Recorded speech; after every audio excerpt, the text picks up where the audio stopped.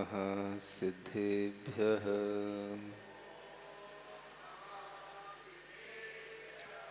ॐ नमः सिद्धेभ्यः।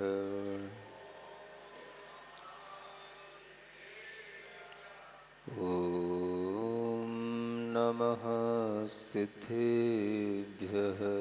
तीन लोक में चार हैं, मंगल शरण श्रेष्ठ, अरहत सिद्ध वसादु गण, धर्म जैन जग ज्येष्ठ।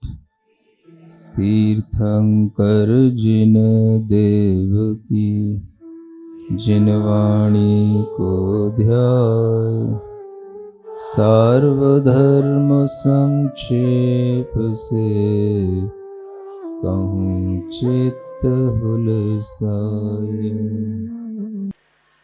नई छेड़ाला का द्वितीय ढाल का प्रसंग चल रहा है, जिसमें सम्यक दर्शन के 8 अंगों का वर्णन 8 प्रकार के विचित्र उदाहरणों के माध्यम से आपके सामने रखा जा रहा है। जब हम किसी बात को समझना चाहते हैं तो उसके लिए उस चरित्र नायक का हमारे सामने होना बहुत जरूरी होता है। किसी भी गुण को समझना चाहते हैं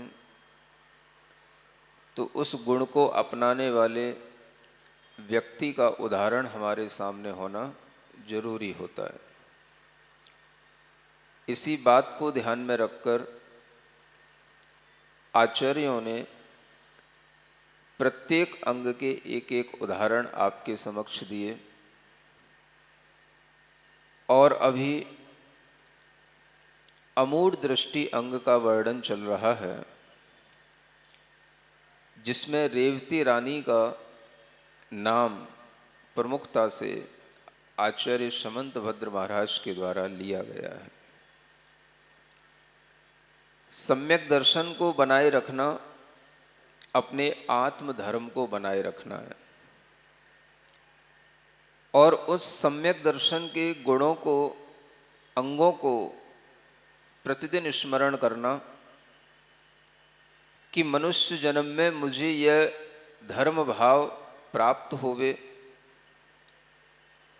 तो निशंकित अंग भी विचार करने योग्य है, निकांक्षित अंग भी विचार करने योग्य है, निर्विचिकित्सा अंग भी विचार करने योग्य है और अमूढ़ दृष्टि अंग भी विचार करने योग्य है। अमूढ़ दृष्टि का अर्थ आपसे पहले भी कहा था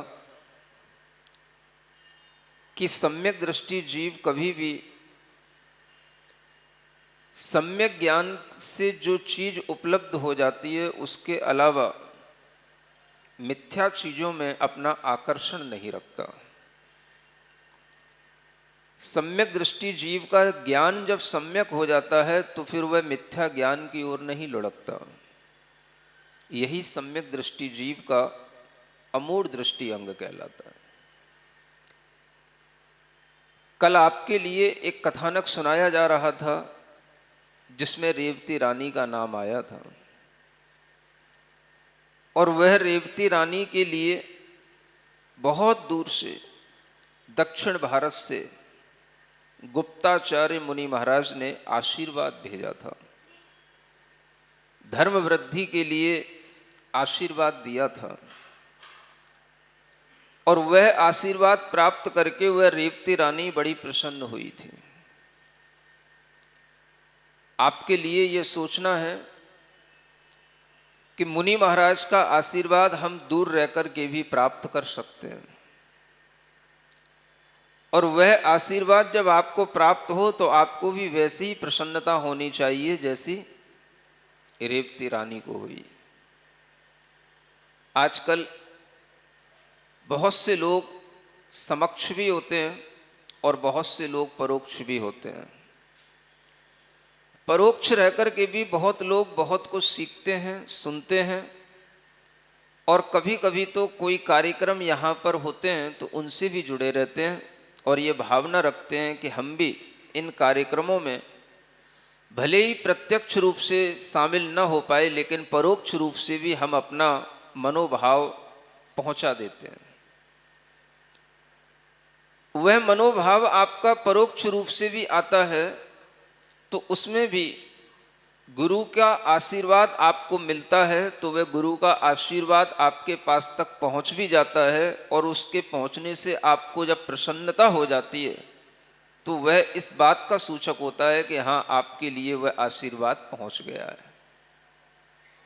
सुन रहे हो ना?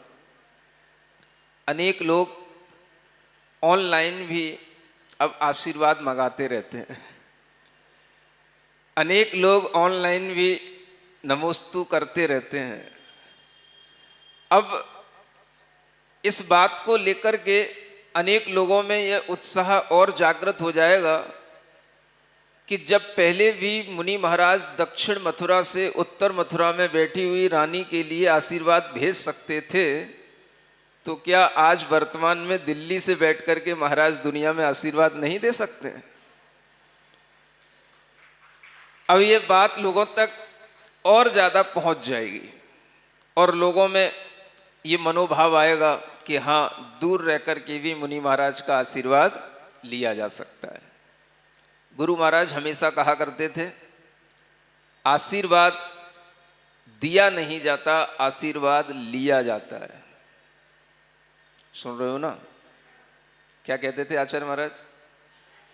आशीर्वाद दिया नहीं जाता, आशीर्वाद लिया जाता है। आपको आशीर्वाद लेना है तो आप आशीर्वाद किसी भी तरह से ले सकते हो, घर बैठे भी ले सकते हो। यहाँ पर जो भी कार्यक्रम हो रहे हैं, आप उन कार्यक्रमों में उपस्थित ना भी हो पाओ तो भी ऑनलाइन सूचित करके आप आशीर्वाद ले सकते हो। आपको आशीर्वाद लेना आना चाहिए। आशीर्वाद अगर आप लेंगे तो आशीर्वाद गुरु अवश्य देंगे, लेकिन लेना पहले आपको होगा। ये सब व्यवस्थाएं अगर आज हैं तो हमें लगता है कि ये बुरी नहीं है, और ये प्राचीन व्यवस्थाओं के साथ चलने वाली व्यवस्थाएं हैं। पहले विद्याधर होते थे, थोड़े ही समय में एक स्थान से दूसरे स्थान पर पहुंच करके आशीर्वाद की बात कह देते थे। आज विद्याधरों की भी जरूरत नहीं है, सबके पास में मोबाइल है और उसी मोबाइल से अपना नाम प्रेषित करते हैं और यहाँ पर नाम उद्घोषण होता है और उनके लिए आशीर्वाद वहाँ पहुँच जाता है। यह सब प्रक्रिया भी आप दूर रह करके भी कर सकते हैं, लेकिन सबसे बड़ी चीज आपको प्रसन्नता होनी चाहिए रेवती रानी की तरह। जब रेवती रानी को प्रसन्नता हुई तो क्षुल्लक जी जो थे वह विचार करते हैं, 3 पात्र हैं हमारे सामने, उनमें से सुरत मुनि महाराज की तो हमने चर्या देख ली, उनके गुण देख लिए, उनका मनोभाव देख लिया, वो तो पास हो गए। भव्यसेन मुनि महाराज का देखा, सब कुछ विपरीत मिला, शायद इसीलिए गुप्ताचार्य ने कुछ नहीं कहा। अब ये रेवती रानी के लिए धर्म वृद्धि का आशीर्वाद कहा, तो इसकी भी कुछ परीक्षा तो हमें करनी पड़ेगी, या सोचना पड़ेगा, या इसके बारे में कुछ ऑब्जर्व करना पड़ेगा कि इसमें ऐसे क्या गुण हैं जिसके कारण से आचार्य महाराज ने वहां से आशीर्वाद पहुंचाया। तो क्षुल्लक जी के मन में विचार आया, उन्होंने मथुरा में जो पूर्व दिशा का द्वार था, उस द्वार से ब्रह्मा जी का प्रवेश कराया और ब्रह्मा जी का वहां पर एक बहुत बड़ा रूप दिखाया। क्षुल्लक थे, विद्याओं को धारण करने वाले थे, रूप बना लेते थे। ब्रह्मा जी का रूप देख करके अनेक लोग वहां पर दौड़ने लगे और पहुंचे। ब्रह्मा जी का अवतरण हुआ है, ब्रह्मा जी का अवतरण हुआ है, मथुरा में ब्रह्मा जी का प्रवेश हुआ है, पूर्वी द्वार से ब्रह्मा जी ने प्रवेश किया है।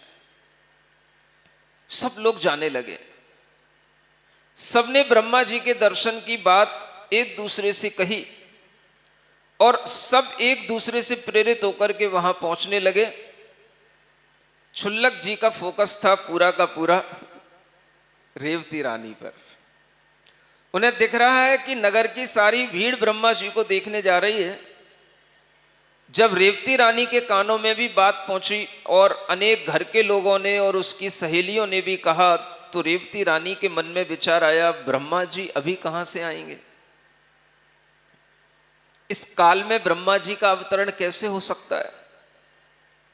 वह ब्रह्म स्वरूप, ब्रह्म आत्मा, आदिनाथ भगवान, जिन्हें ब्रह्मा जी कहा जाता है, जिनका समौसरण चतुर्थ काल में जब लगा था और चार मुखों से समौसरण में जब उनका दर्शन हुआ था, वह ब्रह्म जी का स्वरूप आज तक प्रचलित तो है, लेकिन वह भगवान आदिनाथ तो अब हो चुके, अब कहां से ब्रह्मा जी आएंगे? ऐसा विचार करके रेवती रानी के अंदर कोई उत्सुकता पैदा नहीं हुई कि मैं ब्रह्मा जी को देखने जाऊं। और सारी प्रजा ब्रह्मा जी को देखने के लिए चल पड़ी। सबने देखा ब्रह्मा जी का स्वरूप बिल्कुल वैसा ही जैसा हमने कभी अपनी कल्पना में लिया था। और सब लोग आपस में चर्चा किए, देखो ये कैसा सौभाग्य का समय है कि आज हमें ब्रह्मा जी को देखने को मिल गया। लेकिन रेवती रानी के मन में कोई विचलन नहीं हुआ, क्योंकि वह सम्यक दृष्टि थी, अमूढ़ दृष्टि अंग को धारण करने वाली थी। जिसके अंदर सम्यक दर्शन होता है वह अनेकांत को भी जानने वाला होता है। और उसके अंदर अनेकांत दृष्टि से यह ज्ञान था कि जो चीजें पिछले काल में हो चुकी हैं वो चीजें अब इस पंचम काल में, इस वर्तमान काल में नहीं हो सकती। अगर इस तरह का कोई भी कार्य हमारे सुनने में आ रहा है तो ये जरूर किसी ने अपने विक्रिया से या किसी इंद्रजालिया ने किसी अपनी कला से इस तरह का कोई ढोंग बना करके यह कार्य किया होगा। वह वास्तविक ब्रह्मा अब पंचम काल में प्रकट नहीं हो सकते। ऐसा विचार करके उस रानी के अंदर कोई उत्सुकता पैदा नहीं हुई और वह अपने अनेकांत के ज्ञान से यह समझती रही कि जो घटनाएं जिस काल में घटित हुई हैं वह घटनाएं उसी काल के लिए हैं, वह घटनाएं अब इस पंचम काल में घटित नहीं हो सकती। यह भी अनेकांत की दृष्टि से ज्ञान किया जाता है। द्रव्य की अपेक्षा से, क्षेत्र की अपेक्षा से, काल की अपेक्षा से और भावों की अपेक्षा से ज्ञान अलग अलग रूप में विभाजित होता है। जो घटनाएं जिस क्षेत्र की हैं, जिस काल की हैं, वह घटनाएं उसी क्षेत्र उसी काल की अपेक्षा से हैं और वह अन्य काल में नहीं होती हैं। इस तरह का ज्ञान रखना भी अनेकांत दर्शन का ज्ञान कहलाता है। और यह ज्ञान उस रेवती रानी के अंदर था। जब पहले दिन इस तरह से ब्रह्मा का स्वरूप बनाया गया, रेवती रानी नहीं पहुंची, तो क्षुल्लक जी फिर सोचते हैं चलो दक्षिण द्वार से विष्णु जी का प्रवेश कराते हैं। अब विष्णु जी के नाम पर तो पब्लिक और ज्यादा झूम पड़ी। विष्णु जी का अवतार हो रहा है, विष्णु जी का दर्शन हो रहा है, सभी विष्णु जी का दर्शन करने के लिए चल पड़े। फिर रेवती रानी के लिए कान में बात पहुंची, आज तो और नई सुबह है, हमारे भाग्य का उदय देखो। कल ब्रह्मा जी को देखने को मिला, आज विष्णु जी देखने को मिल रहे हैं। सब लोग जा रहे हैं, केवल प्रजा ही नहीं जा रही, राजा भी जा रहे हैं। और तुम रानी होकर के नहीं जा रही, और उसी राजा की रानी हो जो राजा जा रहा है उसके साथ भी नहीं जा रही। तो वो रेवती रानी कहती है वो विष्णु जी भी चतुर्थ काल में हो चुके। जो भी श्री कृष्ण आदि विष्णु जी हुए वो सभी हो चुके। अब इस पंचम काल में कोई प्रकट नहीं होगा, ऐसा शास्त्रों में लिखा है। ये जो कुछ भी दिखाया जा रहा है सब किसी ना किसी तरह का कोई इंद्रजालिया का ढोंग है या किसी की विद्या का कोई चमत्कार है। मेरा विश्वास नहीं होता। जो विष्णु के नाम आ चुके वो विष्णु सारे के सारे चतुर्थ काल में हो चुके। अब कोई नया विष्णु पैदा नहीं हो सकता। इसलिए ये दुनिया किसी भी तरह के चमत्कारों को देखने जाए मुझे कोई विश्वास नहीं है। तो रेवती रानी विष्णु जी को भी देखने नहीं गई। नारद जी दुनिया को नहीं देख रहे हैं, क्षुल्लक जी दुनिया को नहीं देख रहे हैं। वो किसको देख रहे हैं? ये रेवती रानी घर से क्यों नहीं निकल रही? मेरी आज की विद्या से बनाया हुआ जो ये सारा चमत्कार था, ये विक्रिया थी, ये भी व्यर्थ गई। और दूसरे दिन भी अनेक लोगों ने उससे कहा, वो नहीं गई। तीसरे दिन शंकर जी का प्रवेश दिखा दिया। पश्चिम द्वार से महादेव प्रवेश कर रहे हैं। शंकर जी का दर्शन करो, पार्वती का दर्शन करो, साक्षात शंकर जी का अवतरण हो रहा है। सारी प्रजा इतनी खुश कि मुझे हर दिन सभी नए नए देवताओं के दर्शन हो रहे हैं। और सारी प्रजा दौड़ती हुई गई। राजा के मन में भी आया, राजा भी गया। लेकिन रेवती रानी ने फिर वही बात कही, ये सभी ब्रह्मा विष्णु महेश्वर सब सभी हो चुके हैं, ये अब इस पंचम काल में हमारे सामने नहीं हो सकते। पंचम काल में अगर कुछ हमारे लिए है तो वह सिर्फ इनका स्मरण है। अब वह साक्षात हमारे सामने नहीं आ सकते। और लोग उन्हें साक्षात प्रकट हुए ऐसी बुद्धि से उन्हें देखने के लिए जा रहे हैं, ये कभी नहीं हो सकता। महेश्वर का भी दिन निकल गया। क्षुल्लक जी देखते रहे, रेवती रानी उनके दर्शन करने के लिए भी नहीं गई। अब तो क्षुल्लक जी का दिमाग चिंतित हो गया। 3 दिन हो गए परीक्षा करते करते, सभी प्रकार के आकर्षण दिखा लिए, सभी प्रकार की विक्रियाओं से सब प्रकार का माहौल बना लिया, लेकिन इस रेवती रानी के लिए तो कुछ भी विचलन दिखाई नहीं देता। क्या करें? विचार करते करते मन में आया, ये ब्रह्मा विष्णु महेश्वर को देखने तो नहीं जा रही है, ये तीर्थंकर को देखने जरूर जाएगी। क्योंकि इसका विश्वास अगर तीर्थंकरों पर है तो वह तीर्थंकरों को देखने जाएगी। तो चौथे दिन उन क्षुल्लक जी ने उत्तर दिशा से तीर्थंकर भगवान का समौसरण आया है ऐसा पूरे नगर में घोषणा करवा दी और आकाश में समौसरण बनवा दिया। क्षुल्लक जी ने अपनी विद्या से हूबहू आकाश में समौसरण का निर्माण करा दिया और स्वयं उस समौसरण में तीर्थंकर का रूप धारण करके बैठ गए। 4 मुख भगवान के दिखाई दे रहे हैं, चारों ओर प्रजा भरी बैठी है, देव दुंदुभियां बज रही हैं, सब कुछ हो रहा है, सिंहासन है, अष्ट प्रातिहार्य से सुशोभित। उन तीर्थंकर को देखने के लिए प्रजा चलने लगी। तीर्थंकर भगवान का दर्शन करो। सारी प्रजा चौथे दिन भी खुश हुई कि ये मेरे लिए कैसे सौभाग्य के दिन है, रोजाना नए नए भगवान नए नए देवता हमारे सामने आ रहे हैं। और सारी प्रजा तीर्थंकर के दर्शन करने गई। रेवती रानी के कान में बात पहुंची, अब तो चलो महारानी,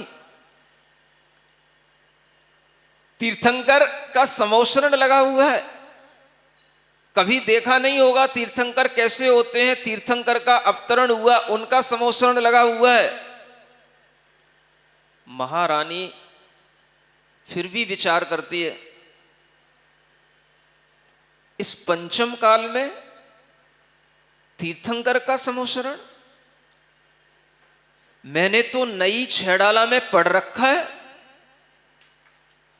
नहीं 25 तीर्थेस आज, निर्मूढ़ रेवती का सुकाज।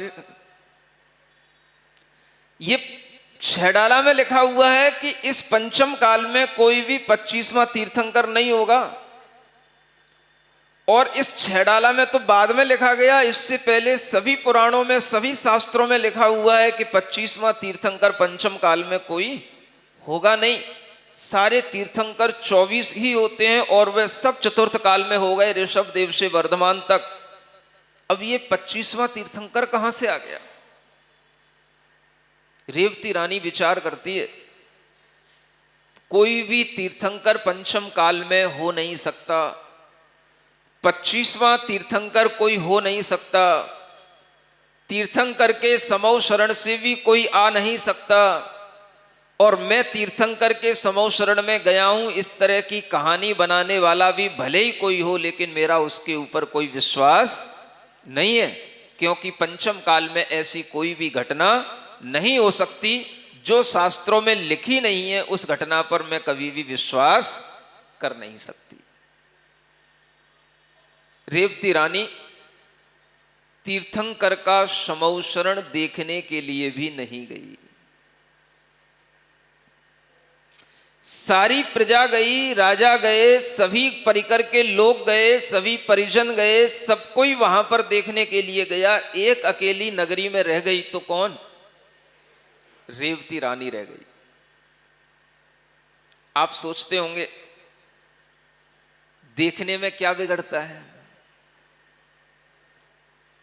देखने में यह बिगड़ता है कि जब भीड़ के साथ आप भी शामिल होते हो तो भीड़ में जिस तरह से भीड़ का भाव है वही भाव आपका कहलाएगा। देखने में यह बिगड़ता है कि अगर भीड़ किसी भी चमत्कार से आंदोलित हो रही है तो उसका मतलब है आप भी उस चमत्कार से आक्रांत हो रहे हो।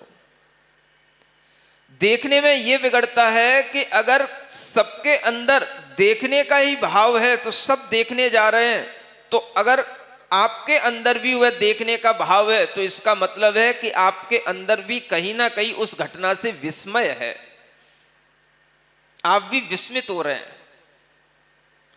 जब सम्यक दृष्टि जीव के अंदर भय नहीं होता तो उसके अंदर विस्मय भी नहीं होता।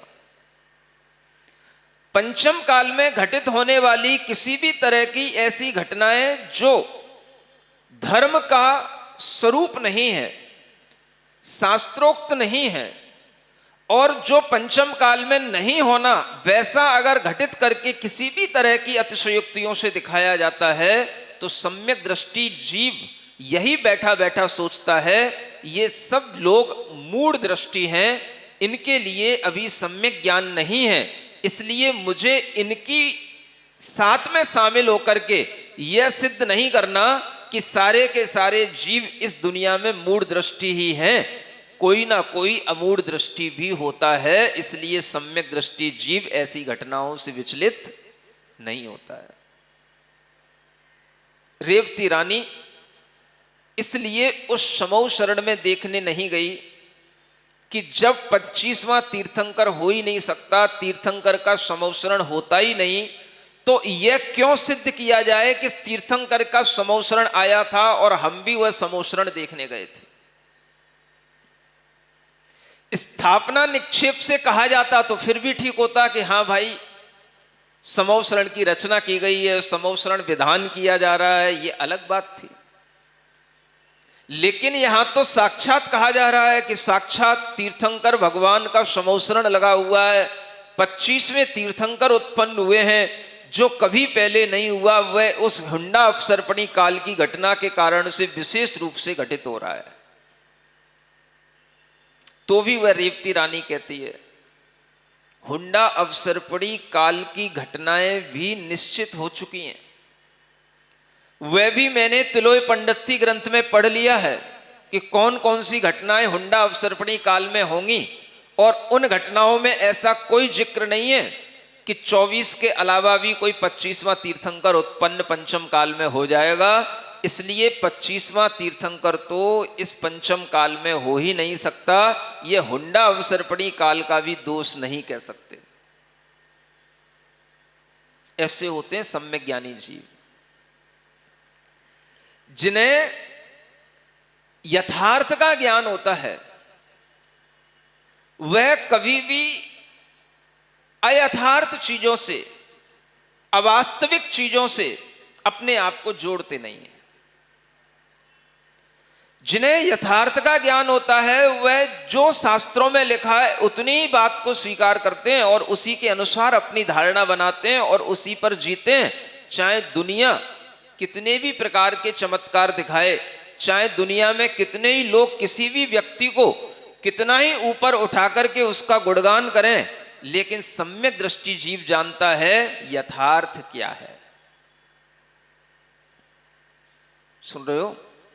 जब समूह शरण में गई होगी सारी प्रजा तो सबने 25वें तीर्थंकर की जय तो बोली ही होगी, और एक बोलता है तो दूसरे तो जय बोलने में रुकते कहां हैं।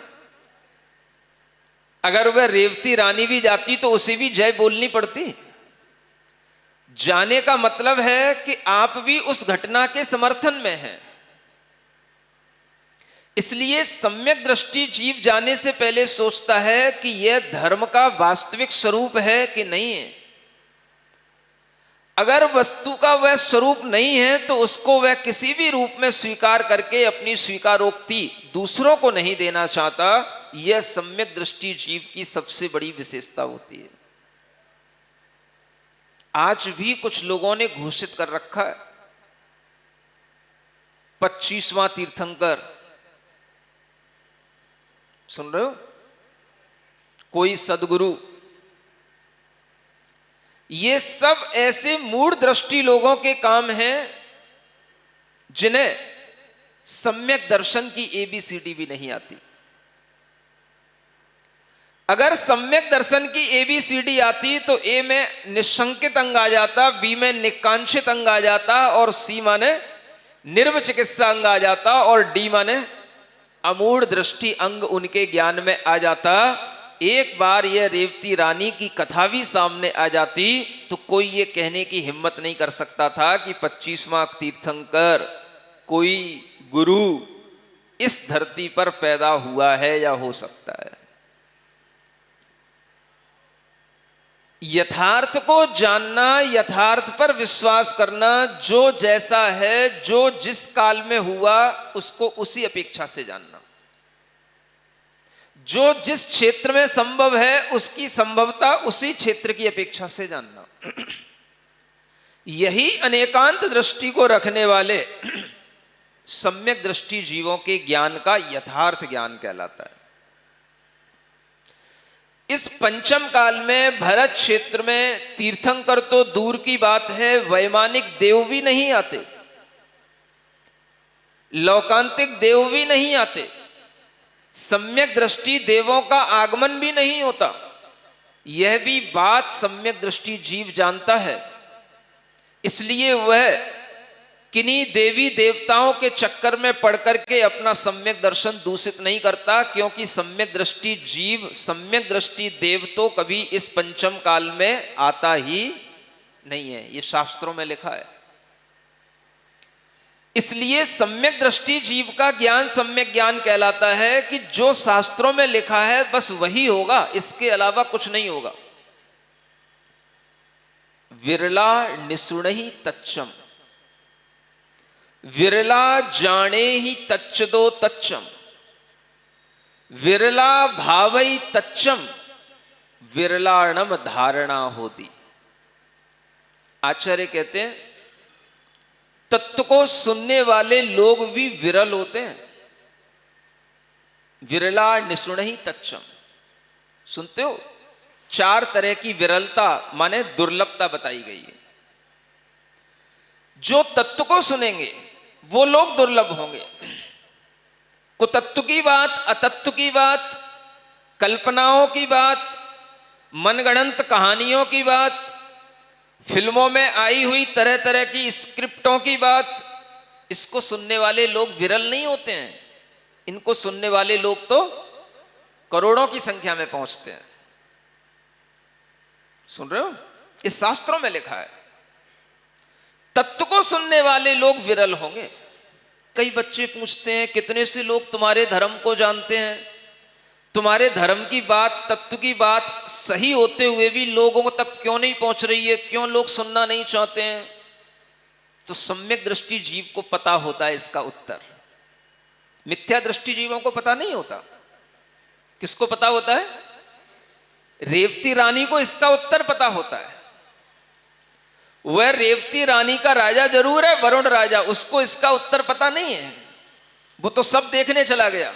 ब्रह्मा की फिल्म लगी तो वो भी देखने चला गया, विष्णु की फिल्म लगी तो वो भी देखने चला गया, शिवा की फिल्म लगी तो वो भी देखने चला गया, और तीर्थंकर की फिल्म लगी तो वो भी देखने चला गया। लेकिन रेवती रानी एक भी फिल्म देखने नहीं गई। भले ही देख लो, कितने ही करोड़ों में देखने वाले हो जाएं, कितनी ही वह फिल्म सुपर हिट डिट जो कुछ भी हो जाए, लेकिन एक ऐसी रानी होती है, एक ऐसा सम्यक दृष्टि जीव होता है जिसके कारण से ही इस दुनिया पर धर्म है ये कहा जाएगा, इस धरती पर धर्म है ये कहा जाएगा। तो इसका श्रेय उस रानी को दिया जाएगा। तुम जैसे ढेरों लोगों को नहीं मिलेगा। अधर्म को बढ़ाने वाले ढेरों लोग होंगे, लेकिन धर्म की प्रतिष्ठा रखने वाले लोग तो गिनती के होंगे। सम्यक दृष्टि जीव के सम्यक ज्ञान में ये गाथा रहती है, विरला निसुणई तच्चम। तत्व को सुनने वाले विरल होते हैं। जब आचार्य कह गए हैं तो हमें विचलित क्यों होना? अगर हम तत्वार्थ सूत्र सुना रहे हैं तो लोग कितने से सुनेंगे? नई छेड़ाला आ रही है तो लोग कितने से सुनेंगे? 1000, 2000, 10,000 लोग।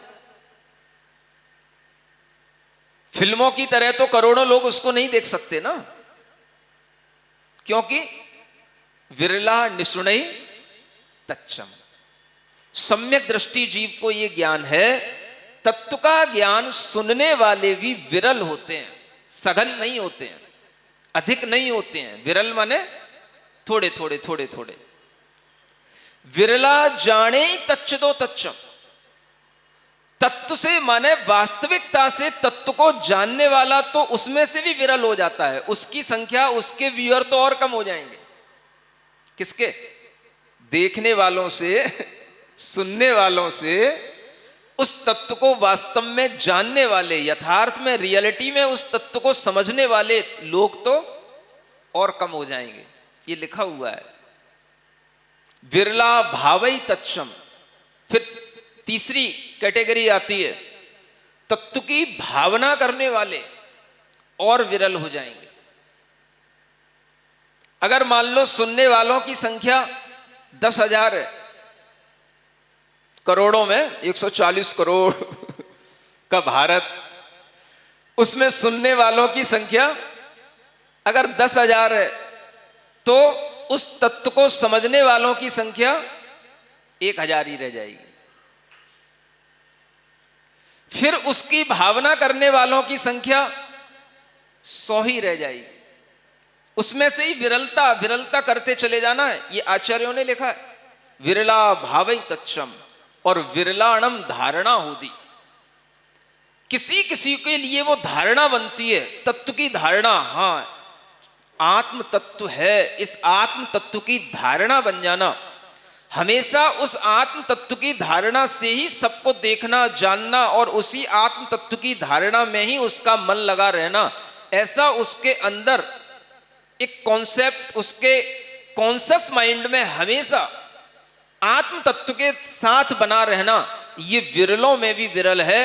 अगर वह भावना करने वाले 100 लोग होंगे तो कोई एक विरला होगा जिसके अंदर यह धारणा बनेगी कि आत्म तत्व ऐसा होता है।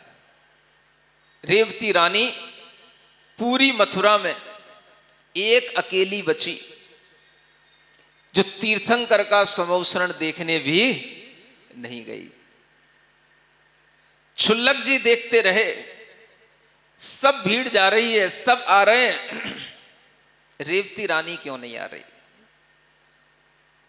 कई लोगों को कहलवा कहलवा करके भेजा, बता तो दो, तुम उसकी सहेली हो, जाओ तो उसके पास में, उसको समझा तो दो, एक बार चल तो ले।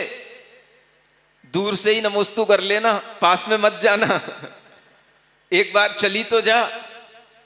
लेकिन वह रेवती रानी कहती है, जब वह तीर्थंकर वर्तमान में हो ही नहीं सकते तो दूर की बात क्या और पास की बात क्या। और जब हमें दूर से करना है तो हम तो यहीं बैठे तीर्थंकर को नमस्कार करेंगे। 24 जिणवरा तिथियरा में पसीयंतु।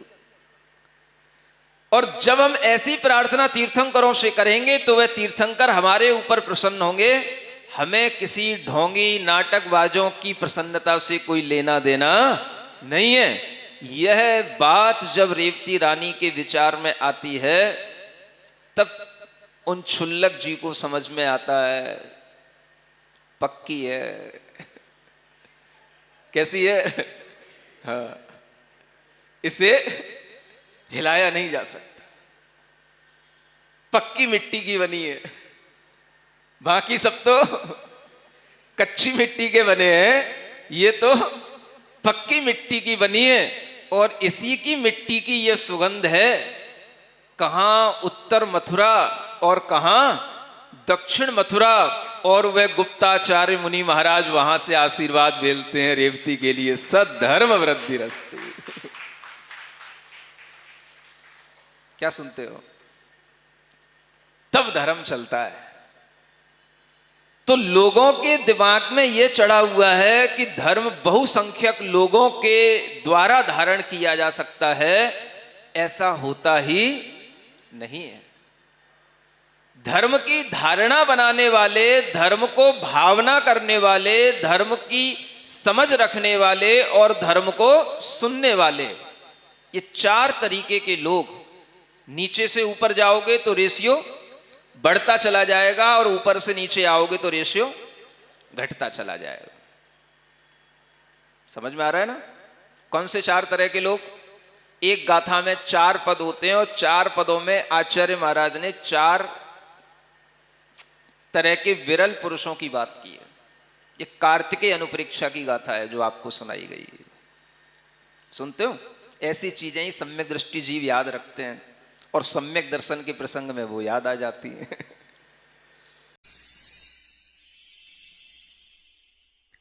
सिरिजिण वाणी जग कल्याणी जग जन मदतम मोहरी जनमण हारी गढ़हर हारी जम जरा भव रोग हरी तिथ्य राणम दिव्य झुणिम जो पड़ई सुणई मय्ये धारई राणम सौख मणंतम धरिय सासद मोक्ष पदम पावई सासद मोक्ष पदम पावई।